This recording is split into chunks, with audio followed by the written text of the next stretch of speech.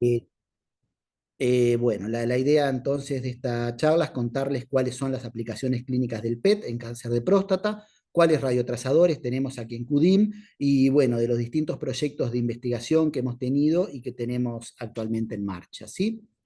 Bueno, vamos a comenzar repasando brevemente, a ver si podemos pasar la diapositiva. Ahí está. Algunos conceptos. Sabemos que el cáncer de próstata es uno de los cánceres más frecuentes en el mundo y que en Uruguay constituye la segunda causa de mortalidad por cáncer en el hombre. Sabemos que después de aplicar un tratamiento con intención curativa, ya sea con cirugía o con radioterapia, hasta 30% de los pacientes evidencia progresión bioquímica dado por aumento de los valores de PSA. En consecuencia, la detección y el tratamiento oportuno del cáncer de próstata constituyen una de las prioridades sanitarias para nuestro país, ¿sí? Y bueno, aquí es donde la medicina nuclear y sobre todo la tomografía por emisión de positrones juega un rol fundamental. Entonces, cuando hablamos de medicina nuclear, tenemos la medicina nuclear convencional, en donde lo que realizamos fundamentalmente es un centellograma óseo. No me voy a explayar mucho en esto porque todos lo conocemos, pero no lo podía dejar de mencionar porque es como nuestro pan diario, ¿no? El centellograma óseo, como recordamos, es el estudio morfofuncional del esqueleto basado en el depósito de determinados radiofármacos en la matriz mineral ósea según el recambio óseo. Aquí utilizamos el tecnesio MDP, obtenemos imágenes en gamma cámara y lo que buscamos es metástasis óseas como la imagen que ven aquí a la derecha. Pero bueno, este, la tomografía por emisión de positrones es la técnica de diagnóstico más moderna de la medicina nuclear que me permite valorar celular y metabólicamente numerosos órganos. Sabemos que es una modalidad híbrida. El PET lo que me muestra es un punto perdido en el espacio, como vemos aquí en esta imagen. La tomografía me muestra morfología y la fusión de ambas modalidades me permite hacer una correlación anátomo-funcional que aumenta la exactitud diagnóstica de ambas, ¿verdad? Sabemos que en el PET se utilizan radiotrazadores, emisores de positrones de vida media corta, que se aniquila con un electrón, se experimenta el proceso de aniquilación, generándose dos rayos gamma de 511 kiloelectronvoltios que en direcciones opuestas van a interaccionar con los detectores de la cámara PET. Sabemos que hay múltiples radiotrazadores que podemos utilizar. La 18-fluorodeoxiglucosa es el radiofármaco más utilizado y es el que más impacto tiene en la práctica oncológica. Ingresa a la célula por difusión pasiva, facilitada por proteínas transportadoras, luego fosforilizada, pero no, sabemos que no sigue el camino habitual de la glucosa normal y queda retenida en el interior de la célula, lo que a nosotros nos permite cuantificar e identificar el consumo de glucosa. ¿Tal? Sabemos también que la concentración aumentada del trazador en las células tumorales responde a numerosas razones. Hay un metabolismo preferentemente anaerobio que incrementa la acción y el número de las moléculas transportadoras de glucosa, aumento de la actividad de la exoquinasa, elevada tasa de glicólisis, y todo esto, el mecanismo en sí es un mayor consumo de glucosa por parte del tumor, ¿verdad? Bueno, entonces, la glucosa, que es el más utilizado, ¿sirve para el cáncer de próstata? Esto ya sabemos la respuesta. La respuesta es no, es un error pedir glucosa a una próstata. Existen múltiples trabajos en la literatura que demuestran que la glucosa no es el trazador ideal para usar en urología y esto es debido a varias razones. Primero, tiene eliminación urinaria. Eso a nosotros nos dificulta la adecuada visualización de las vejigas y estructuras adyacentes y puede dar lugar a falsos positivos.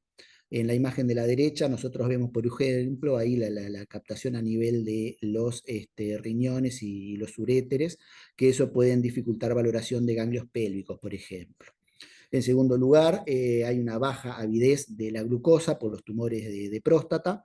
La literatura es un poco confusa, pero no creo que más de la mitad de los cánceres de próstata activos que sean metastásicos sean ávidos de glucosa. Y aparte tenemos también captación por lo que es la patología benigna. Todo esto hace que la sensibilidad del PET en cáncer de próstata sea baja, ¿verdad? Por eso no está indicado un PET con glucosa por la baja sensibilidad. Para minimizar todas estas limitaciones que tiene la glucosa es que se han desarrollado y hablado otros radiofármacos que utilicen otras vías metabólicas y que no sean excretados por orina y que presenten mejores sensibilidad y precisión diagnóstica, ¿sí? Bueno, tenemos entonces la colina. La colina fue uno de los primeros trazadores PET que se han valorado para realizar imágenes en cáncer de próstata. Es una molécula muy sencilla, que es un precursor de la fosfatidilcolina, que, como todos sabemos, es un integrante de fosfolípidos de la bicapa lipídica de las membranas celulares. En el cáncer de próstata se ha demostrado en varios trabajos básicos que hay una sobreestimulación de la enzima colinquinasa y por lo tanto hay una mayor formación de membranas celulares en lo que son las células tumorales. Lo que estamos viendo es entonces un recambio de membrana celular. Es un proceso que es inespecífico, similar a la glucosa, pero que muestra buenos resultados en esta patología. Esta colina que nosotros tenemos la podemos marcar de dos maneras, puede ser marcada con flúor 18 o con carbono 11. En CUDIM nosotros todos los pacientes los usamos marcándolos con carbono 11, ¿verdad? Las desventajas que tendría es que es un producto de ciclotrón para tener la obtención, y el segundo, la vida media corta, que es de tan solo 20 minutos, con lo cual los pacientes deberían ser inyectados prácticamente en cámara. Y pero bueno, tiene una ventaja que tiene una excreción urinaria mínima, a diferencia de cuando lo marcamos con flúor 18. Ahí tendríamos más tiempo para actuar, pero tiene una captación vesical, el flúor 18, mucho mayor, ¿sí? Quería compartir con ustedes este trabajo de la literatura, donde vemos una comparación de lo que es la glucosa con la colina. Esta imagen es para acordarse entonces que la captación de glucosa en el cáncer de próstata es baja o prácticamente en ocasiones es nula. Este es el mismo paciente, es un paciente de 75 años que tenía un cáncer de próstata y que estaba con aumento de sus marcadores tumorales. En la imagen de la izquierda vemos el PET coronal con glucosa, vemos que es negativo, no hay ningún área de captación anormal, y en la imagen del medio, que es el PET con colina, muestra claramente una lesión focal de aumento de captación que se correspondía con una única metástasis del paciente, que era sacroilíaca, que luego posteriormente fue confirmada por la resonancia magnética, como ven a la derecha. ¿Tá? Entonces la colina es más sensible que la glucosa y sirve para el cáncer de próstata. Ahora, ¿en qué escenario clínico? Vamos a empezar viendo la estadificación primaria. En la evaluación inicial, la mayoría de los trabajos están de acuerdo, y sobre todo hablo de trabajos en que se compara con la resonancia, de que la sensibilidad para valorar patología primaria es baja. ¿Tá? O sea, no se puede utilizar colina para estadificación inicial de pacientes porque eso no está clínicamente comprobado. ¿Tá? Sí hay varios estudios que muestran que hay captación de colina tanto por el tumor primario como por las metástasis, pero los resultados son un poco controvertidos, ya que la colina también es captada por el tejido prostático normal y también por la patología prostática benigna, ya sea prostatitis o hipertrofia prostática. Todo esto representa la mayor limitación que tiene este trazador para identificar el tumor primario, ya que si existe una captación tanto por el tumor junto con la patología prostática, es difícil que nosotros en la imagen podamos aportar información importante. Hay quienes dicen que se puede usar un PET con colina en algunos casos seleccionados, por ejemplo, en pacientes con cáncer de próstata de alto riesgo, que puede ayudar al clínico a evitar cirugías innecesarias en caso de poder detectar metástasis a distancia, o para guiar abordajes quirúrgicos. Pero bueno, tenemos otra limitante, que es el límite de resolución de la técnica, que yo diría que es aproximadamente de 8 milímetros, que es difícil para la colina ver lesiones que sean más pequeños que esto. Bueno, por todos estos argumentos que he mencionado, no está recomendada esta técnica para valorar el tumor primario, debido a que tiene una baja precisión diagnóstica. Entonces, cuando lo usamos, aquí, la indicación formal de un PET en cáncer de próstata con colina y con cualquier otro trazador, hasta hace poco acá en nuestro país, era únicamente la restadificación. Eso luego cambió, como vamos a ver. Eran entonces pacientes con cáncer de próstata confirmados histológicamente, que ya hayan sido tratados con prostatectomía radical o radioterapia con fines curativos, y que en la evolución presenten criterios de recaída bioquímica definida por un aumento del PSA por encima de los valores establecidos, incluyendo también valores de la cinética del PSA, como la velocidad de ascenso o el tiempo de duplicación. Si no tiene estas condiciones, evidentemente no está indicado. Es decir, un paciente que no está en recaída bioquímica, no le vamos a hacer un PET. ¿Con qué objetivo? Incluso tiene que tener estudios de imagen convencional que sean dudosos o no concluyentes. Si tienen múltiples metástasis confirmadas, tampoco va a estar cubierto, por lo menos en este país, el PET. Le muestro este trabajo que está aquí abajo, que tiene un N bastante grande de pacientes, 358, que nos muestran que hay buenos valores globales de sensibilidad y de especificidad. Después vamos a ver qué pasa con estos valores de sensibilidad y especificidad cuando estén discriminados en escalones de PSA, porque van a ver que varía significativamente. La imagen de arriba a la derecha es para mostrar que una captación a nivel de la glándula difusa, en toda la glándula prostática, puede ser un hallazgo normal, mientras que la captación focal implicaría, como vemos en la imagen de abajo, una alta sospecha de malignidad. ¿Sí? Vean aquí ustedes, esto es un estudio normal. ¿Tá? Nosotros para saber, tenemos que saber la distribución normal de la sustancia que estamos usando para poder identificar cuál es la captación patológica, ¿verdad? La colina capta normalmente por el hígado, por el páncreas, se puede ver captación en el intestino, en todo lo que son glándulas exócrinas, como las glándulas salivales. Hemos visto que hay captación a nivel de la médula ósea, puede haber una captación uniforme, que cuando es muy difusa e intensa incluso pueden dificultarnos en la valoración de metástasis óseas. Este trazador tiene mucha captación muscular, tiene captación en hilios pulmonares, que eso cuando es bilateral y simétrico y es tenue, eso puede llegar a ser normal. ¿Sí? Y bueno, como dijimos, hay captación en glándula prostática que a veces nos puede dificultar en la valoración de las imágenes. ¿Está?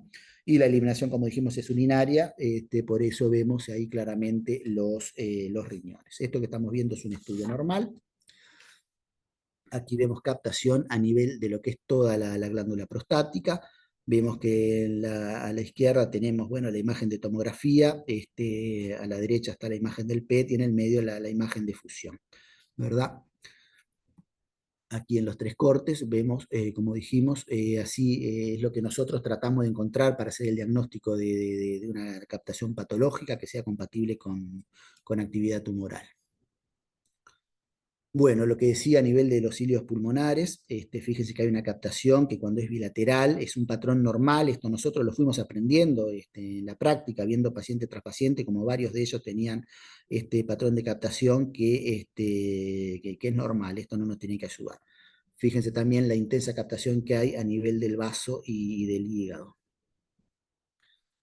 En este ejemplo, tenemos un paciente con un PSA tan alto, no nos llama la atención que tuviera un compromiso óseo difuso, y también vemos captación a nivel de la próstata, que es lo que está centrado, ahí está triangulado, y noten también la ausencia de captación a nivel de la vejiga, eso es una ventaja en la 11-carbonocolina. No se ve así en todos los pacientes, digo, en varios pacientes algo de captación urinaria hay, pero generalmente son, mayoritariamente no hay captación a nivel de vejiga, lo cual eso es bueno.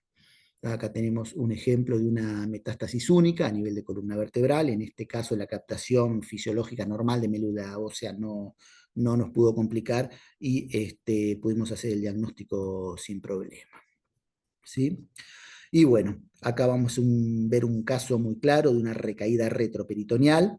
En la evaluación ganglionar, lo que sí se ha visto, en varios trabajos que se ha comparado la colina con estudios de imagen convencional como tomografía o resonancia, que los valores de sensibilidad y especificidad eran mayores para la colina que con las otras técnicas, ¿no? Más allá de la poca especificidad. ¿Sí? Y bueno, otra imagen más a nivel de los ganglios. Esto es muy interesante. Hemos visto que captación cuando son muy intensos y en los ganglios próximos, ubicados a la cadena ilíaca externa, es más sugestiva de malignidad, a diferencia de lo que vemos cuando es inguinal, más periférico. Esto que estamos viendo acá también es un hallazgo normal, similar a lo que veíamos a nivel de los cilios pulmonares. ¿Sí? Bueno, esto es un concepto clave que tenemos que tener en cuenta. Está con la colina, y es que la sensibilidad varía con el valor del PSA. Este es el gran problema que tiene esta técnica. Miren este trabajo, si los valores de PSA están por debajo de 1 nanogramo mililitro, la sensibilidad es bajísima, 36%, y que bueno, comienzan a ser aceptables a valores mayores. Esto es lo que preocupa un poco a todo el mundo, porque digo, lo que buscan los oncólogos y los urólogos, lo que nos interesa a nosotros son las recaídas bioquímicas con valores de PSA mucho menor, ¿verdad? La recaída bioquímica precoz, cosa que a la colina le es muy difícil de establecer. Cuando tiene muy bajo valor de PSA, puede ser negativa y mostrar falsos negativos. Por esto es importante seguir buscando nuevos trazadores que sean más sensibles y más específicos en la patología, ¿sí? Muy bien. Bueno, otro radiofármaco que nosotros hemos valorado en cáncer de próstata es el 68-galiodotatate. ¿Por qué propusimos galiodotatate inicialmente en cáncer de próstata? Porque, bueno, se ha descrito que existen células neuroendocrinas en la próstata normal, incluso están clasificadas, algunas son de tipo abierta, cerradas, todo de acuerdo a si están en contacto o no con el lumen. Estas células forman una red de comunicación que está vinculada con la regulación de la proliferación celular y, bueno, juegan un papel importante en lo que es la regulación, crecimiento, diferenciación del epitelio glandular. Se caracterizan porque no contienen citoqueratinas, a diferencia del resto de las células que hemos mencionado, y por eso se considera que tienen un origen embriológico distinto al resto de la población celular prostática. Y entonces algo muy interesante para nosotros y para las aplicaciones clínicas en las cuales investigamos es que estas células son independientes de la estimulación androgénica, lo cual esto a nosotros nos permite pensar o postular que este trazador pueda servir en pacientes que tienen hormonoresistencia, que son la mayoría de los pacientes que recibíamos en aquel entonces. El concepto de diferenciación neuroendocrina, entonces, ha recibido especial atención en los últimos años porque tiene implicancias pronósticas, terapéuticas, y se ha visto asociado hasta 85% de pacientes con cáncer de próstata hormonoresistente. La somatostatina, sabemos que es una hormona peptídica que presenta una vida media muy corta de aproximadamente 60 segundos. Esta somatostatina interactúa con receptores que se expresan en las células neuroendocrinas, las cuales también están presentes en el estroma y en el endotelio prostático. Bueno, se acuerdan que hay varios subtipos de receptores de somatostatina, los más comunes son el 2A y el 2B, y hay una sobreexpresión de los receptores tipo 2 en cáncer de próstata. Por eso postulamos y planteamos el galio-dotatate como trazador. Para los que no están familiarizados, están compuestos por tres partes. Tenemos el radioisótopo, que es el 68 galio, es emisor de positrones, no es producto de ciclotrón, sino que el galio 68 viene de un generador de larga vida media, y la eficiencia de dilución es de aproximadamente un año. Nosotros compramos un generador al año. El radiofármaco padre es el germanio, tenemos el linker o sustancia puente, que en nuestro caso usamos el DOTA, pero también se están usando otros. Y finalmente el análogo del receptor o del antagonista del receptor que nosotros estemos buscando, que en este caso es la somatostatina. El análogo de la somatostatina que nosotros usamos es una molécula de octriotato para el dotatate, usamos el galiodotatate, pero hay otros, como puede ser el dotatoc, dotanoc. Todos ellos no tienen diferencias clínicas significativas, y todos son muy similares desde el punto de vista diagnóstico. Bueno, muy bien. La primera comunicación que nosotros la hicimos fue allá en el año 2011, de que estos receptores podían ponernos de manifiesto lesiones de cáncer de próstata. Este ejemplo es un paciente que tenía una enfermedad metastásica diseminada. Vemos el centellograma óseo que muestra una patología difusa metastásica del esqueleto, y a este paciente le hicimos un PET con galiodotatate. Digo, no hay ningún aporte al diagnóstico particular del paciente en cuanto a lo que es el manejo clínico, más allá de mostrar que las lesiones captaban, pero ya era un hallazgo que pudieran captar este galiodotatate, que es lo que también vio el PET. Pero sin embargo, no sabíamos que el cáncer de próstata expresaba estos receptores y además también en ganglios linfáticos metastásicos, como es el que vemos en la imagen de la derecha, en la flechita blanca, y eso nos asombró bastante, ¿verdad? Que un cáncer de próstata diseminado exprese receptores en distintos tipos de lesiones secundarias. Y todo esto, junto con lo que dije de los procesos de diferenciación, nos hizo proponer a este trazador como de utilidad en la patología. Bueno, esta imagen es solo para mostrar la biodistribución normal del galiodotatate. Y bueno, vamos al trabajo. ¿Tá? Todo esto evolucionó en forma de un proyecto de investigación. En el objetivo nos planteamos entonces comparar el galiodotatate PET-CT con el radiofármaco que estaba clínicamente avalado en cáncer de próstata, que era la colina marcada con carbono 11.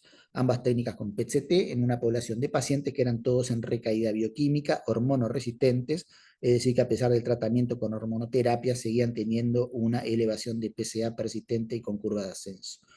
Pudimos tener un N bastante grande de pacientes, fueron en total 64 pacientes con una mediana de PSA de 4,25 en un rango bastante grande, porque digo, eran recaídas bioquímicas bastante altas. El más alto tenía 291. En forma separada le hicimos los dos estudios PET, uno con GAL y otro con colina, y por supuesto que teníamos aprobación del Comité de Ética y el Comité de Radioprotección del CUDIM, y bueno, conscientemente informado de todos los pacientes, ¿no? A todas las lesiones las contabilizamos, de acuerdo al tipo de lesión, cuantificamos el valor SUV, y bueno, el gold estándar fue la histopatología y el seguimiento clínico. Esto es una cosa importante que es fundamental en imágenes, cuando estamos trabajando en investigación en imágenes hay que tener muy claros en contra de cuál va a ser nuestro patrón estándar, ¿verdad? Esto es muy difícil de establecer porque es imposible biopsiar a todos los pacientes y bueno, hay que valerse de otros datos y esto es fundamentalmente el seguimiento del paciente, ¿no? Correlación con imágenes convencionales o con nuevos PET-CT.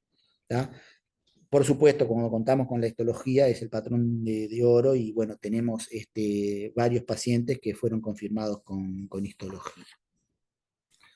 Bueno, estas imágenes que vemos acá es de uno de los primeros pacientes que incluimos en el estudio. Yo mismo lo capté en el Hospital de Clínicas. Tenía un centellograma óseo positivo con una patología ósea diseminada. Vemos que las lesiones de colina y de galio acá son totalmente coincidentes. ¿Tá?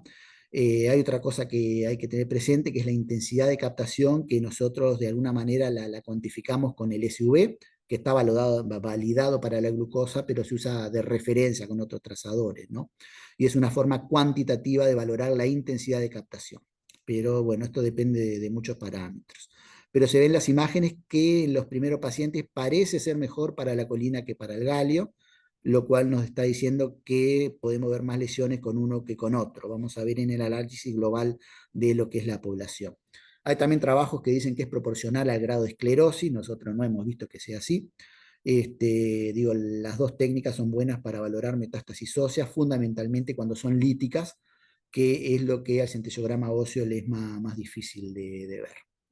Ahora, estas imágenes que vemos acá son, arriba está la colina, abajo está el galio dotatate, son dos estudios verdaderos positivos. Vemos la captación en este ganglio ilíaco externo izquierdo, se ve con el dotatate también. Este puntito es el uréter, por eso decimos que hay que tener cuidado, esto puede ser origen de errores, ¿verdad? En esta imagen tenemos un galio dotatate que es positivo, con una captación a nivel de un ganglio, que esto fue confirmado por histología, como positivo. La colina dio negativo y esto fue un verdadero negativo de la colina. No, fue un verdadero negativo de la colina, un falso positivo del dotatate, perdón. Ahora vamos a ver por qué. Y acá tenemos un falso positivo de la colina con un verdadero negativo del dotatate. Están cruzadas las imágenes.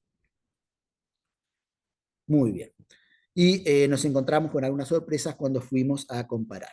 Ambas técnicas fueron positivas, es decir, que mostraron compromiso ganglionar regional y o sistémico en 31 pacientes, con un alto índice de concordancia, fíjense ustedes, de 87,5%. Había algunos casos discordantes en hueso, en ganglios linfáticos, pero bueno, lo asombroso es que prácticamente no había diferencias mayores entre colina y dotatate. Otra sorpresa que si analizamos por paciente, la sensibilidad, la especificidad y los valores predictivos para las dos técnicas fue exactamente el mismo. Digo, había discordancias, pero en el análisis estadístico eran bajas, se contrarrestaban y teníamos un valor de sensibilidad para ambas técnicas que fue de 80% y de especificidad de 90%. Estos valores además eran idénticos a los que hay en la literatura, lo cual nos puso contentos porque nos habla de un control de calidad, de que lo que estamos haciendo en CUDIM, si obtenemos valores globales similares a los que están reportados afuera, quedamos tranquilos de que tenemos los mismos falsos negativos y falsos positivos en todo el mundo, ¿no? Y que se relacionan fundamentalmente con las limitaciones de la técnica. Encontramos falsos positivos, 5 falsos positivos en ganglios pélvicos, y todos esos fueron confirmados por anatomía patológica. Ahora vamos a ver por qué son estos falsos positivos. Vimos una tendencia para valores de sensibilidad menor cuando el PSA estaba por debajo de la mediana del PSA de la población. Dicho de otra forma, que como ya dijimos, la colina no es buena para detectar las lesiones cuando el PSA es muy bajito. Esto se vio con los dos trazadores. Y bueno, lo más importante de todos, en la población general, el valor de SV es muchísimo más alto para la colina que para el galio. ¿Está? O sea, de otra manera, como decirlo, son más fáciles de ver con la colina que con el galio. Entonces, ¿cuál elegimos? Uno u otro. Y bueno, la pregunta se responde sola con un SV mucho mayor para la colina. Tiene dos consecuencias. Primero, en qué trazador elegir. No vamos a quedar con la colina, ya que el segundo que está a prueba no supera al primero. Y lo otro, que bueno, pensábamos usar el galio dotatate, si serviría como no para una posible terapia con lutecio, pero bueno, con estos valores de SV contraindicaban la terapia. Es decir, que acá con este trazador no se puede aplicar el concepto de diagnoterapia. La conclusión de nuestro trabajo: el PET con galio-dotatate y 11-carboncolina tienen valor complementario para la evaluación de pacientes con cáncer de próstata hormonorresistente en recaída bioquímica. ¿Por qué la captación en lesiones inflamatorias? Bueno, investigando un poco vimos que estos receptores de somatostatina también se expresan en los macrófagos que están presentes en los sitios de inflamación. Entonces los falsos positivos pueden ser por inflamación tanto con el PET con colina como el dotatate. Es decir, que el concepto que tenemos para la FDG, que es inespecífica, lo tenemos que trasladar a estos trazadores, y que bueno, que la especificidad está limitada por la captación en infección e inflamación. Bien, bueno, seguimos con otro trazador. Este seguramente lo conocen. Hoy por hoy ya no hacemos más colina que en CUDIM. Como todos sabemos, actualmente se utilizan nuevos radiotrazadores que están basados en la marcación de este blanco molecular que es el PSMA, de sus siglas en inglés, antígeno prostático específico de membrana. El PSMA es una glicoproteína integral de membrana, es una glutamato carboxipeptidasa tipo 2. Está expresada 1000 veces más en la próstata normal en comparación con otros tejidos. Además está expresada hasta 12 veces más en el cáncer de próstata en comparación con la próstata normal, y está fundamentalmente sobreexpresado en carcinomas pobremente diferenciados, hormonoresistentes y metastásicos. Todas estas características lo hacen un blanco promisorio para hacer imagen específica de próstata, específico, más específico que los otros trazadores que venimos mencionando hasta ahora. Y una cosa muy importante para los trabajos que nosotros realizamos es que luego de unirse al ligando, este tiene una internalización, hay una endocitosis mediada por receptor, y eso nosotros lo podemos aprovechar para el uso terapéutico con lutecio. Bueno, muchos fármacos se utilizaron, inicialmente fueron anticuerpos radiomarcados, estos fueron rápidamente sustituidos por moléculas inhibidoras de bajo peso molecular. Allí en la imagen muestran varios, marcados tanto con galio como con 18 flúor. Los hay de primera, segunda generación, hay varios de ellos, ¿verdad? Muy bien. ¿Cuál usamos nosotros? Nosotros el que usamos es el 68 galio PSMA HBE DCC 11. ¿Está? Bueno, está marcado con 68 galio, que ya dijimos que es un producto degenerador de germanio, de larga vida media. Esta molécula consta también de 3 partes. Está un farmacóforo basado en estructura tipo urea. Esto permite una favorable interacción con el sitio activo de unión al PSMA, es de bajo peso molecular y tiene una rápida eliminación de la circulación. Bueno, tenemos el complejiante, que es el HBDCC, y el radiometal, el 68 galio. Y lo importante es que este radiofármaco es más específico y presenta mejor sensibilidad a menores valores de PSA. O sea que no tiene el problema que tenía la colina. Está aquí en rango de recaída bioquímica precoz, vamos a tener positividad con el 68 galio PSMA. Muy bien. Este es un paciente que estaba en recaída bioquímica. Si vemos en las imágenes, lo que tiene patológico es esta recidiva a nivel del lóbulo prostático derecho. Todo lo demás es biodistribución normal del radiofármaco. Vemos que hay captación en todo lo que son glándulas exócrinas. Tiene una captación muy característica en glándulas salivales y aquí en glándulas lacrimales, como pueden ver, que es bastante específica para este radiofármaco. Y que bueno, esta captación en glándulas salivales es importante cuando hacemos terapia porque hay que hacer una profilaxis de la cialoadenitis.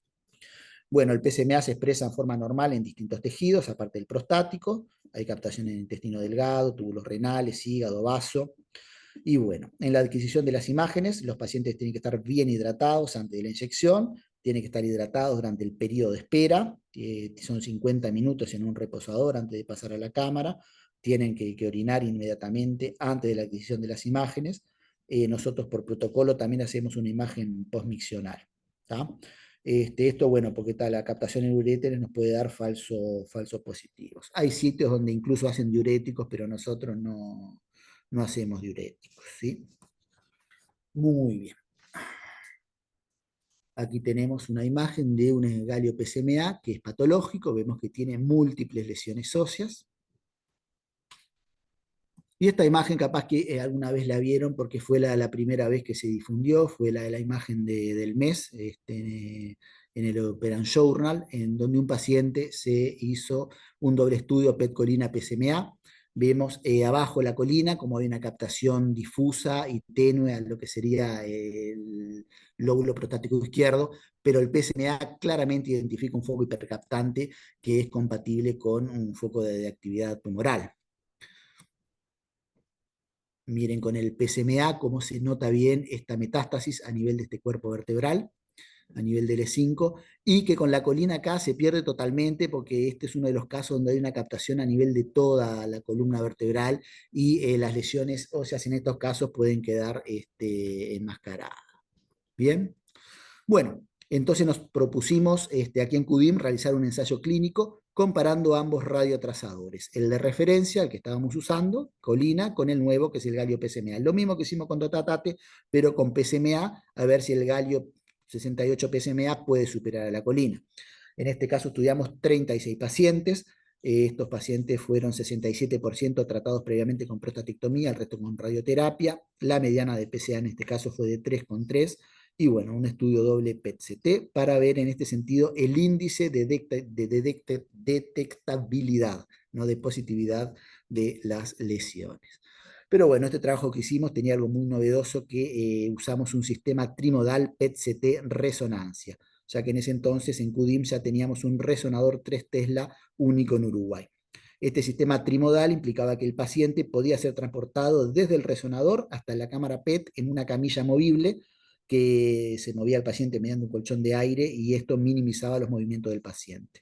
Y bueno, después las imágenes eran fusionadas por computadora y obteníamos una imagen de triple fusión PET-CT resonancia. Bueno, muy bien.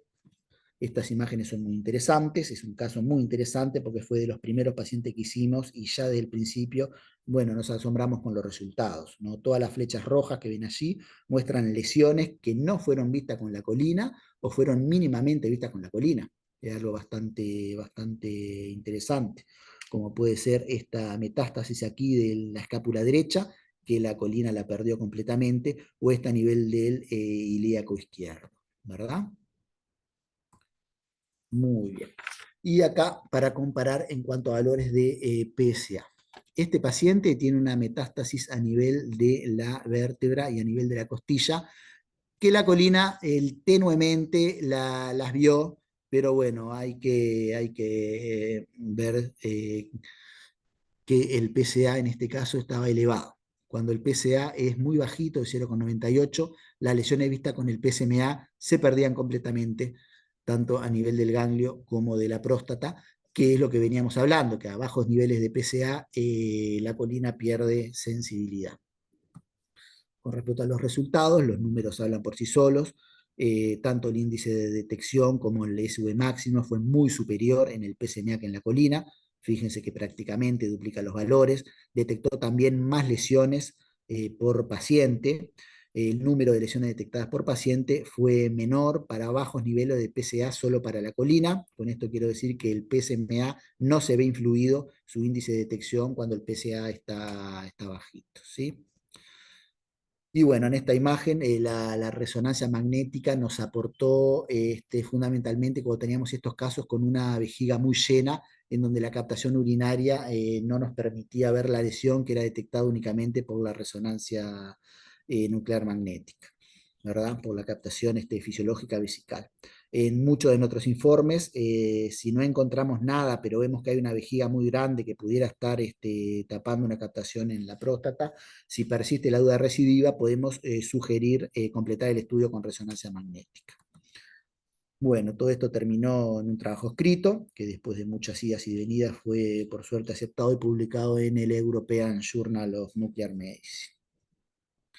Las conclusiones de nuestro trabajo, por todo lo dicho anteriormente, es que el PSMA mostró mejor rendimiento que la colina, y bien, actualmente el PSMA es el radiofármaco de referencia que está avalado por el Fondo Nacional de Recursos en este escenario clínico de la recaída bioquímica. Como muestra en la gráfica, digo, nosotros después de la publicación y de los hallazgos de nuestro trabajo, abandonamos el uso con colina y empezamos a trabajar con PSMA marcado con galio 68. Bueno, ¿qué evidencia hay en la literatura del PSMA galio?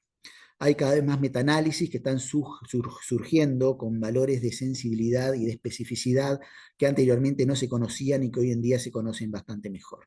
Aquí tenemos un trabajo donde se revisaron 16 artículos con un total de 1.309 pacientes.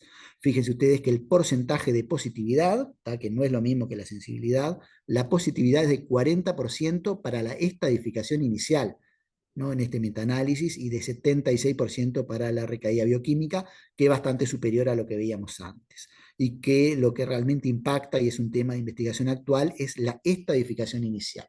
¿Por qué? Porque es un porcentaje muy elevado de pacientes que tienen metástasis no sospechadas, ¿no? Previo a la cirugía, y que pueden cambiar la conducta clínica.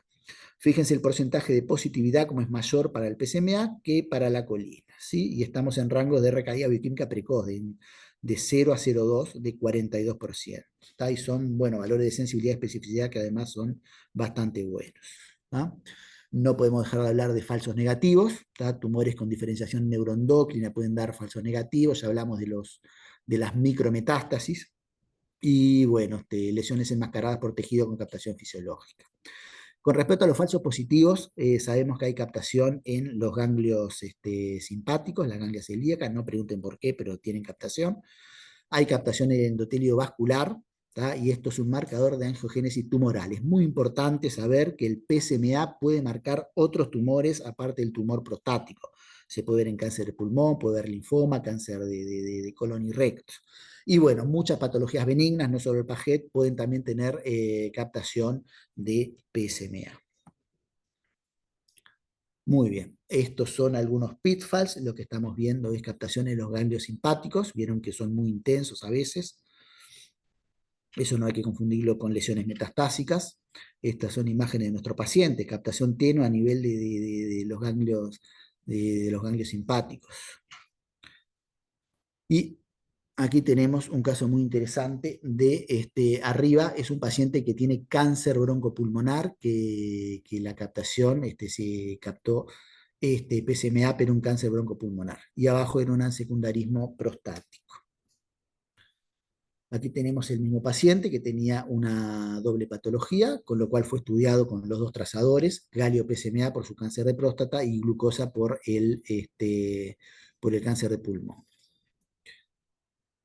Entonces, lo que vemos con el galio PSMA, que tiene captación en su tumor prostático, que se pierde totalmente con la glucosa, evidentemente no se ve. La captación de este ganglio con PSMA, porque es secundaria a su patología prostática, que también se pierde, si bien la tomografía la ve, es una adenomegalia, no tiene ninguna captación con glucosa.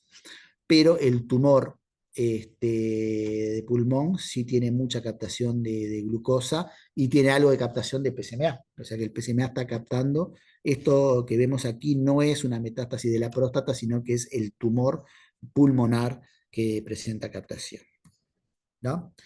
Lo importante con el PSMA, que postulan también que es el único radiofármaco que puede llegar a ver micrometástasis, con una sensibilidad muy alta en algunos casos de enfermedad micrometastásica, que en ocasiones llevan un dilema clínico de la pregunta de si estas micrometástasis que ve el PSMA, si son aisladas, sean susceptibles o no de tratamiento. Pero bueno, eso hay que verlo en el contexto clínico. Estos pacientes son nuestros. 3,2 milímetros y tenía una captación positiva, y este de 2,8 milímetros, y también tenía una captación que nosotros fuimos considerado positiva, que fue realizada en el informe, ¿verdad? Bueno, como dijimos entonces, tenemos el galio 68 PET-CT, ha demostrado ser un método muy preciso para detectar el cáncer de próstata en el escenario clínico de la recaída bioquímica después de una terapia definitiva. ¿Tá? Y lo marcamos con galio, pero este galio tiene ciertas limitaciones o desventajas. Tiene una corta vida media de 68 minutos, tiene energías que no son las ideales, son productos de generadores, tienen mayor costo y tienen limitada actividad por síntesis. Podemos realizar hasta 4 pacientes por voucher. Como resultado, en los últimos años se han desarrollado distintos radiotrazadores marcados con flúor 18, es decir, flúor 18 PSMA. Esto trae muchas ventajas sobre el galio. ¿Tá? El flúor 18 es producto ciclotrón, hay una mayor producción, podemos realizar tantos pacientes con 18 flúor PSMA como con 18 flúor glucosa, hasta 20 pacientes por día, tienen menor energía positrónica, tiene mejor calidad de imágenes y tenemos la posibilidad de realizar imágenes tardías. Y lo más importante, que tenemos un nuevo escenario clínico, que es la estadificación inicial, en donde esta técnica parecería identificar preferentemente el cáncer de próstata de riesgo intermedio y riesgo alto. Entonces, la indicación actual o formal que tenemos para cáncer de próstata, esto fue cambiado con el tiempo, no solo la recaída bioquímica, sino que es la estadificación y la reestadificación. Esto, digo, cada país tiene guías propias de indicación de estudios PET. Aquí en Uruguay es el Fondo Nacional de Recursos el que realiza la cobertura financiera en indicaciones especialmente establecidas. Y bueno, tienen que tener estas indicaciones que tienen acá. Tienen que tener diagnóstico confirmado, tienen que tener marcadores biológicos y estudios convencionales que sean dudosos. Y en estas condiciones el Fondo Nacional de Recursos realiza la cobertura financiera. Bueno, entonces hay muchos trazadores que se pueden marcar con flúor 18. ¿Nosotros cuál usamos? Nosotros usamos el flúor 18, marcado con aluminio. Hemos visto que en el CUDIM hemos desarrollado este nuevo radiotrazador para marcación de PSMA a través de flúor en el complejo aluminio, que no solo es más barato que el galio, sino que además se hace en pocos lugares del mundo. Acá en CUDIM entonces elegimos este radiotrazador mediante un método que a nosotros nos permite la producción de flúor aluminio, que tiene una pureza radioquímica adecuada en una plataforma comercial. Logramos altas actividades con una metodología simple y es apropiada para estos fines clínicos. Bueno, con respecto a la estadificación inicial, esta es mi tesis de doctorado también, que tiene dos elementos de innovación. Primero el radiotrazador y el otro es el modelo clínico. Es una estadificación inicial en pacientes de alto riesgo. ¿Qué quiero decir con esto? Son pacientes que fueron recientemente diagnosticados con cáncer de próstata que se van a operar y nosotros le hacemos el estudio para ver si tiene metástasis que vayan a contraindicar la cirugía. Han sido realmente sorprendentes los resultados, como vamos a ver, porque el índice de positividad es bastante alto. Aquí tenemos una imagen comparando el flúor aluminio con el galio PSMA, el flúor a la izquierda, el galio a la derecha, y pueden ver cómo hay varias lesiones óseas que fueron vistas con los dos trazadores, pero mayoritariamente con el flúor aluminio, como muestran las flechas amarillas. Acá tenemos un ejemplo de una captación prostática, que es muy intensa y está sobre todo a nivel del lóbulo derecho prostático. Una captación a nivel de un ganglio ilíaco externo derecho y una captación a nivel de este cuerpo vertebral. ¿Sí? Bueno, rápidamente vamos a ver los pacientes y métodos. Juntamos 66 pacientes, la mediana edad fue de 63 años. Todos tenían un cáncer de próstata confirmado por histología, todos un Gleason mayor a 6. A ambos le hicimos entonces dos estudios PET-CT, uno con galio, otro con flúor aluminio. Está separado no más de una semana entre ellos. Se calculó el submáximo y el ratio en todas las lesiones coincidentes. Nosotros siempre usamos la musculatura glútea como background. Después de los PET, los pacientes se realizaron prostatectomía y además teníamos la comparación con el gold estándar de la histología. ¿Sí? Muy bien. Ahí vamos, esto es la tabla que ponemos todos los datos de los pacientes y las lesiones. Hicimos mucho análisis estadístico en este aspecto. Y bueno, una de las cosas que veíamos es la captación que hay a nivel del flúor PSMA, como suele ser más intensa, por lo menos las lesiones óseas, con respecto al galio, como es ese caso a nivel del sacro y de esta apófisis espinosa de esta vértebra, mostrando el primer trazador un mejor contraste e intensidad de captación. La detección global, esto fue un 85% para ambos trazadores, aquí hubo coincidencia. En total se encontraron 145 lesiones a nivel de hueso, ganglios linfáticos, se encontró una lesión en pulmón. Las imágenes del flúor aluminio fueron de mejor calidad, más intensa, y hubo una correlación entre el submáximo de los dos radiotrazadores.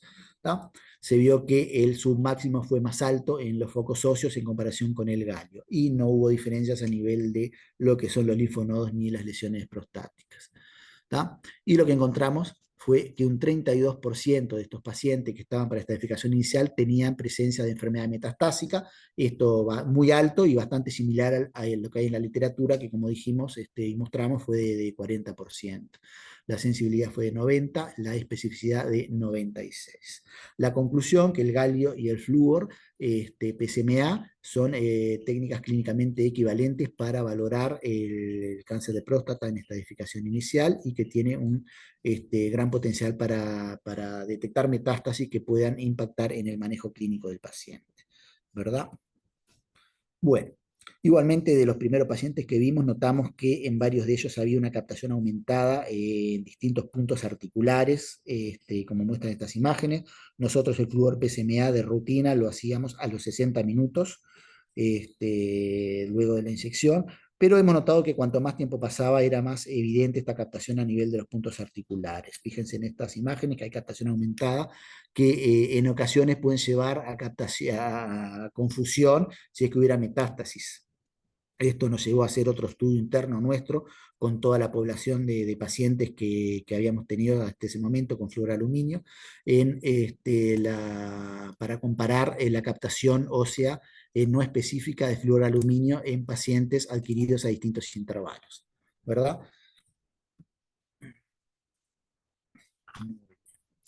En bueno, este fármaco novedoso, el fluoroaluminio PSMA, se produce en nuestro centro, tiene una pereza radioquímica adecuada para fines clínicos, pero la inestabilidad limitada en el tiempo y en consecuencia la captación de fluoroaluminio en el hueso podía dificultar la visualización de metástasis ósea. Eso fue demostrado en varios trabajos, no es nuevo. Los estudios de biodistribución en ratones, por ejemplo, mostraron un aumento de absorción ósea de fluoroaluminio en comparación con galio PSMA o con flúor PSMA 1007, y esto es debido a la degradación del trazador o puede ser también por fluoruro libre. ¿Está? Nuestro grupo, incluso aquí interno, entre los químicos, comprobamos que el compuesto, el que usamos nosotros, es estable en plasma, pero esta estabilidad es de hasta 1 hora. ¿Está? Después, con el tiempo, es posible que exista una liberación de fluoruro libre del compuesto radiomarcado que puede llevar a una absorción ósea fisiológica inespecífica y que en ocasiones podría dificultar la detección de metástasis. Lo que hicimos fue estudiar todos los pacientes que teníamos, que fueron 233, la mediana de edad 68 años, la mediana de PSA era de 24,2. La gran mayoría de los pacientes estaban recaída bioquímica, solo un 21% en esta edificación inicial. Todos tenían su PET de rutina, pero lo que hicimos fue adquirir imágenes a los 60 minutos o a los 30 minutos, con lo cual teníamos dos grupos independientes de pacientes, el A y el B. El grupo A con 128 pacientes, el grupo B con 105. Bien. Entonces lo que hicimos fue cuantificar el zoom máximo y el ratio utilizando, bueno, como el background, el de la diáfisis femoral, y esta cuantificación lo usamos en distintos puntos de interés que fueron los hombros, la articulación acromioclavicular, articulaciones esternoclaviculares, L5 y articulaciones sacroiliacas. Todo esto para ambos grupos, 30 y 60 minutos, con la prueba T de significancia del 5%. Y acá tenemos los resultados, que bueno, ya lo más o menos era lo que esperábamos, como pueden ver en la imagen, en la barra de colores, el SV máximo del grupo B, que son de 60 minutos, que son las que están en el color gris, es mucho mayor que el grupo A que el grupo B, ¿verdad? A los 60 minutos hay más captación inespecífica. Acá lo tenemos con valores numéricos, encontrando un submáximo significativamente mayor para el grupo de 60 minutos en todas las regiones, ¿sí? Bueno, simplemente para concluir que el aumento de captación ósea es dependiente, el fluoroaluminio es una desventaja, puede llegar a dificultar las lesiones en esqueleto, pero igual seguimos usando este radiotrazador a diario porque realmente es fácilmente identificable.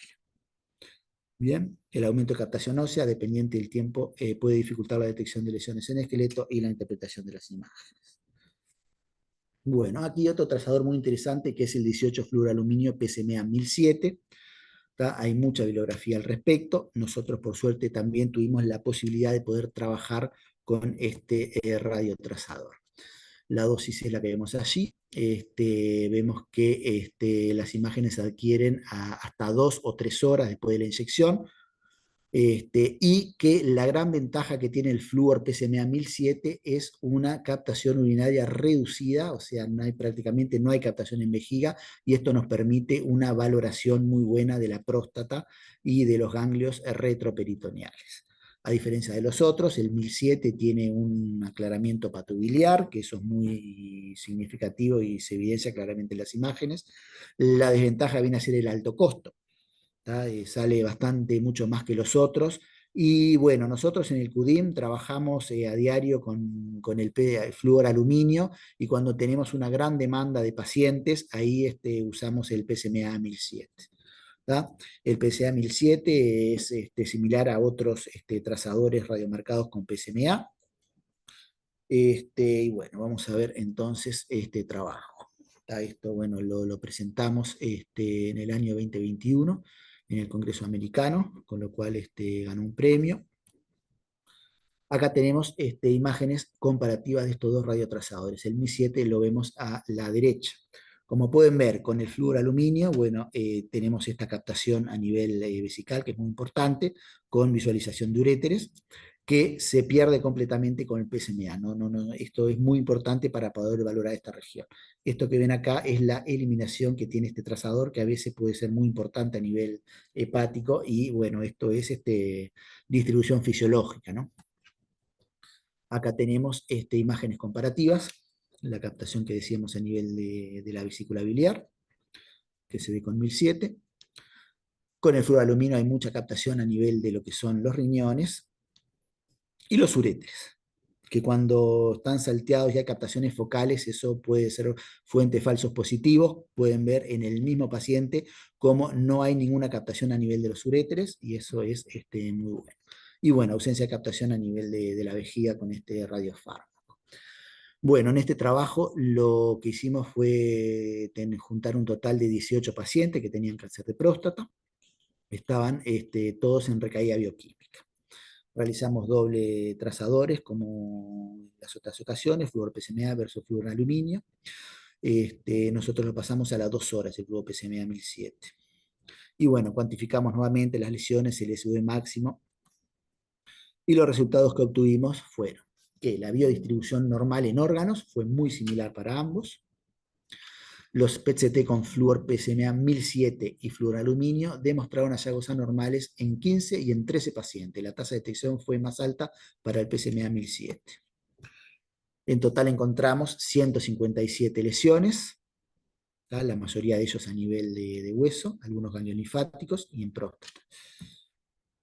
Y bueno, esto es muy importante, es una correlación significativa entre el SV máximo entre ambos, lo cual significa que los dos son comparables, ¿verdad? En las lesiones concordantes, en forma global, el submáximo fue, no fue distinto, fue similar para ambos. ¿tá? Acá lo estamos comparando, vemos que hay lesiones que ven ambos fármacos. ¿tá? El submáximo fue mayor en lesiones óseas concordantes, pero esto puede ser debido a lo que dijimos del flúor libre. O sea, las lesiones óseas se ven con los dos fármacos, mayoritariamente con ALF, pero bueno, esas son lesiones secundarias, ¿verdad? En los ganglios linfáticos, el submáximo fue mayor para fluoroaluminio, PSMA 1007, o sea, el 1007 ve mejor las lesiones ganglionares, como muestra la imagen. El 1007 muestra este ganglio que se pierde con el fluoroaluminio. No hay diferencias significativas a nivel de lesiones de próstata o de tejidos blandos. Eso coincidente, es bastante similar. Las imágenes entonces mostraron que la eliminación del fluoroaluminio fue renal, sobre todo con mayor captación a nivel de riñones y vejiga, esto ya lo vimos, y que para el 1007 la eliminación fue hepatobiliar. Lo mismo, pero demostrado con estadísticamente significativo. ¿sí? Muy bien. Bueno, los valores de sensibilidad y de especificidad, con su 95% de confianza, fueron de 0,93 y 0,66 para el 1007 y 0,84 y 0,60 para el ALF. Igual bastante alto. La conclusión que estos dos fármacos poseen alta concordancia y sensibilidad relevante para la detección de lesiones de cáncer de próstata, y que la baja excreción urinaria de PSMA 1007 presente una clara ventaja para la interpretación pélvica. aquí comparando los valores de nuestro estudio, la tasa de detección comparado con el galio 68, son comparables a la literatura, incluso en rangos de recaída bioquímica precoz tenemos buenos valores de sensibilidad, y lo mismo comparando el 1007 de nuestra población con el 1007 de la bibliografía. Muy bien. Bueno, una palabra con respecto al tecnesio PSMA. Esto nosotros no lo trabajamos, pero existe la posibilidad de poder marcar el PSMA con tecnesio. Y bueno, una de las ventajas es el costo, ¿no? Es evidentemente mucho más barato, y esto permite hacer además cirugía radioguiada, como este grupo que vemos, que demostró la viabilidad para poder identificar en forma intraoperatoria extirpación quirúrgica de ganglios linfáticos metastásicos. Pero bueno, en sus conclusiones se recomienda precaución, ya que tanto el tecnesio PSMA como el PET, como herramienta para estratificar de pacientes, no son capaces de detectar la enfermedad microscópica, ¿verdad? Y sugieren estudiar esto en ensayos clínicos prospectivos. Esto es nuevo y está en investigación. Hay otro grupo que comparó el SPECT PSMA con el galio PSMA PET, y demostraron que el SPECT con tecnesio PSMA era tan preciso como el galio en esta edificación, encontrar las metástasis, pero que globalmente el PET con PSMA detectó más lesiones en comparación con el tecnesio. La tasa de detección no fue significativamente diferente cuando el PSA estaba mayor a 2. Cuando el PSA estaba más bajito era mejor el primero. Pero bueno, esto está todavía nuevo y nosotros no estamos aún en esta etapa. Bueno, era eso lo que quería compartir.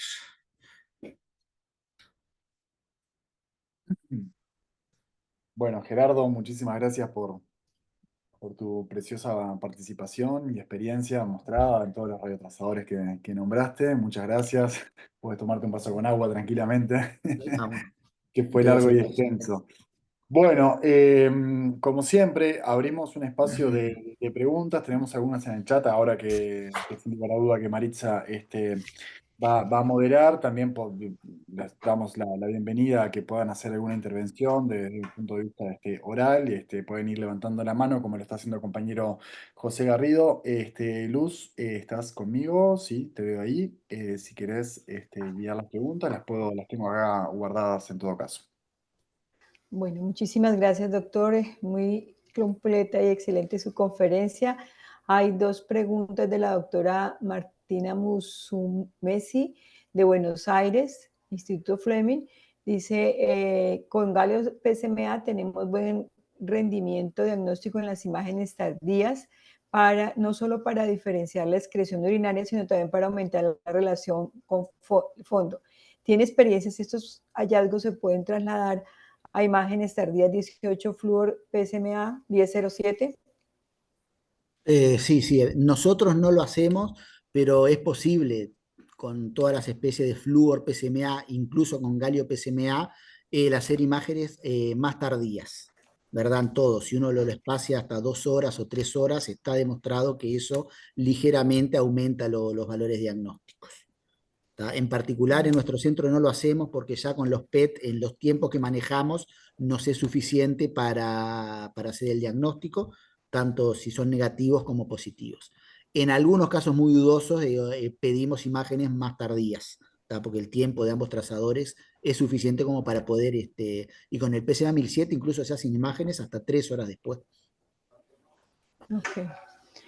Bueno, gracias, doctor. La doctora hace otra pregunta. Si se hace un PET con galio y se inicia tratamiento, y para el control se tiene disponibilidad de PET fluor PSMA, ¿qué comparación? ¿El SV sería válido para compararlo, excluyendo la ventana de flare de los antiandrógenos? Con respecto a la SUV, entiendo, Sí, señor. galio PSMA versus 18 flúor PSMA. Sí, para comparar dos Bien. estudios en tiempos diferentes. Ahí está. Sí, nosotros tenemos mucha comparación de pacientes, sobre todo porque tenemos muchos que están en estadificación inicial, que luego vienen a recaída bioquímica, ¿tá? O pacientes que están en recaída bioquímica y el estudio es negativo y vienen 6 meses después y siguen en recaída bioquímica, y capaz que el PET de evolución puede cambiar o no.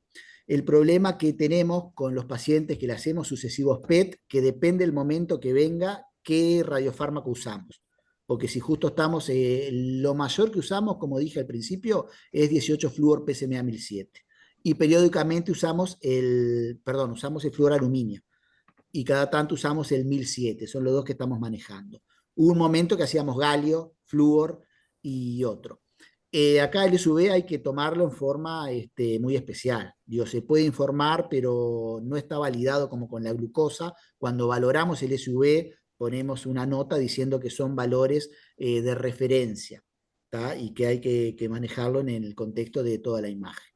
¿Tá? Más allá del valor del SUV, nosotros lo vemos en la cantidad de lesiones que tenga o no, en la positividad y en la evolución de las mismas, ¿verdad?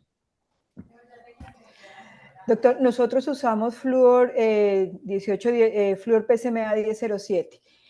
Y cuando pues los patrones de referencia, glándulas salivares y vaso, muchas veces vemos lesiones que son muy pequeñas o que tienen un SV menor que el vaso, ¿sí? Y que pues son sospechosas o terminamos concluyendo como sospechosas de compromiso tumoral.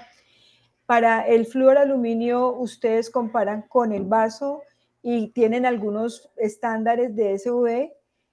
¿Y qué pasa? ¿Cómo hacen ustedes cuando esas lesiones son tienen un SV menor que los patrones de comparación? Bien, sí, el SV en sí lo manejamos, pero como dijo, en forma interna. Muchas veces no lo informamos, como dije previamente, uno lo que busca es la intensidad de captación y dónde están esos ganglios. ¿Tá? Si a nosotros no nos parecen que son patológicos, lo informamos.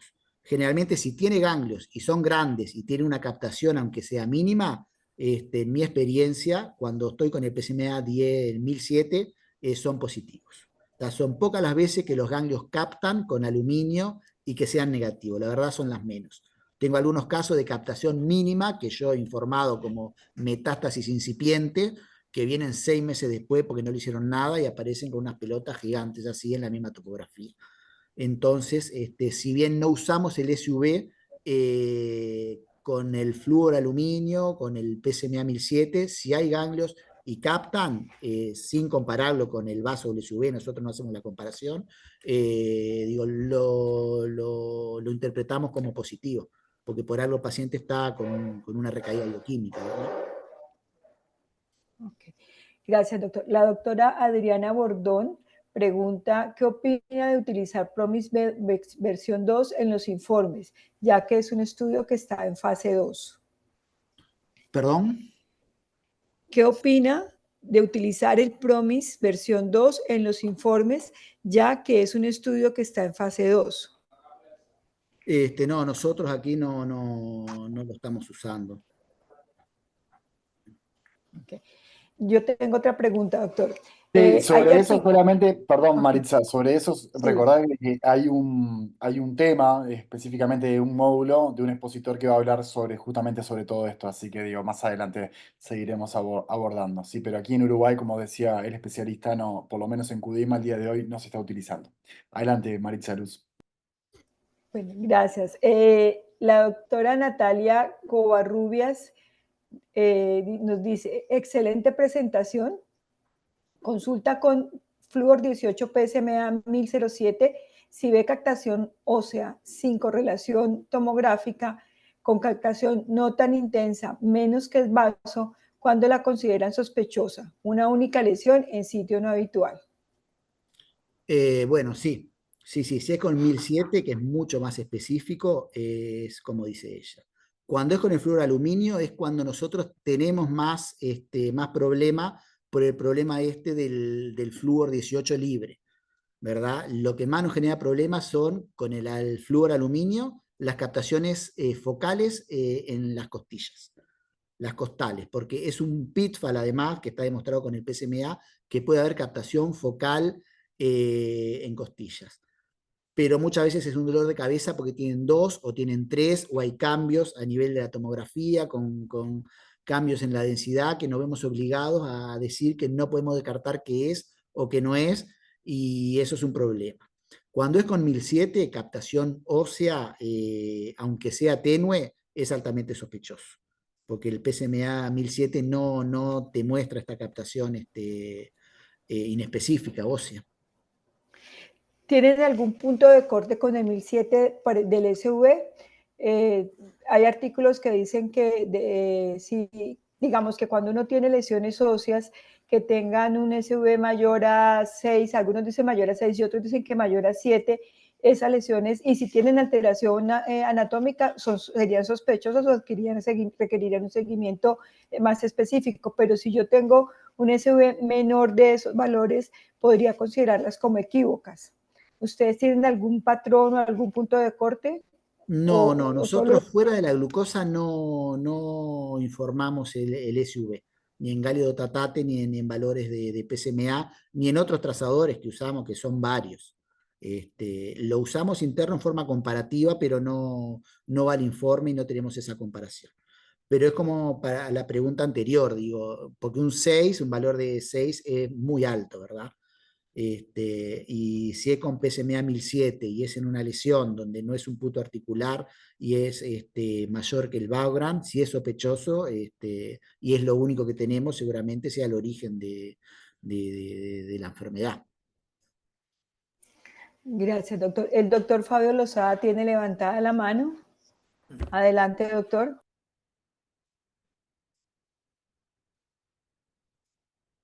Se silenció. Doctor Fabio, parece que salió sin querer de la reunión. ¿Alguien que tenga alguna otra consulta para poder extenderle al experto? Recordamos nuevamente que se puede, revisando la presentación, extender las consultas luego por el Classroom o a través de mail, se las haremos llegar al expositor.